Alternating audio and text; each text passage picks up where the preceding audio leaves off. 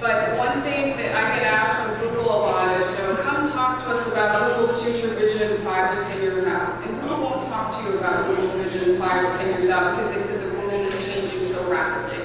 There's no way you can project that. And so we like to look 12 to 18 months out, but be agile on adjusting that according to the plans. And I have to say, having worked in standard industry and working in government and then working in Silicon Valley, how important it is to be agile and open. Because so many times, if you think about what acquisition programs, at the time we made the decision, it seemed like the right decision and going down the right path. But staying open to new technology developments that are game changers or might cause you to totally scrap what you were planning to do and move in a different direction.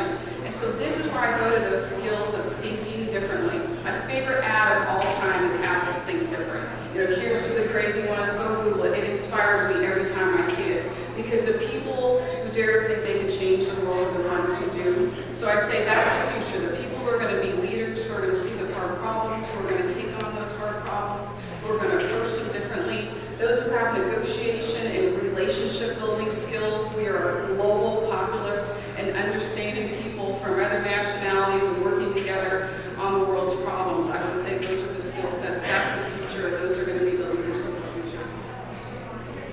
Great response, Michelle. I don't know if I have anything additional to add. Working in an operational tempo environment as well, we also can't predict where we're going to be in 5 to 10 years. We work in 6-month cycles a lot of times, and sometimes even shorter, because cyber doesn't operate at the acquisition kind of life cycle that we have to endure in federal government.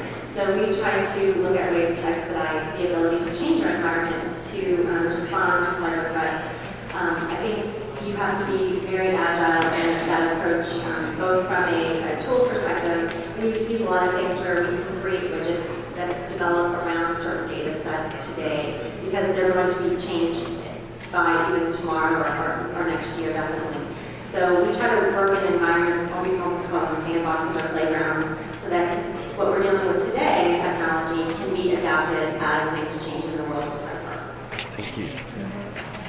That's such a great point. It's one thing I see working with people who are trying to secure their architectures, and we have these standards, and when we get too prescriptive in how to do them, and that was the best practice of the day. Well, guess what? The adversary is always changing. And if we prescribe exactly how we're going to respond, we will be irrelevant. We will be overcome. And so people who understand technology and go into policy making and standards building, that is so critical too.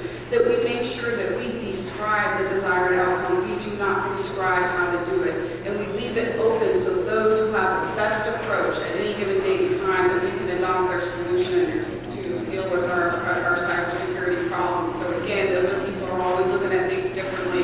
When the adversary changes, how do we change to counteract that? So we really appreciate both of these great young leaders, and I'll say young, anybody over 40 is younger than me.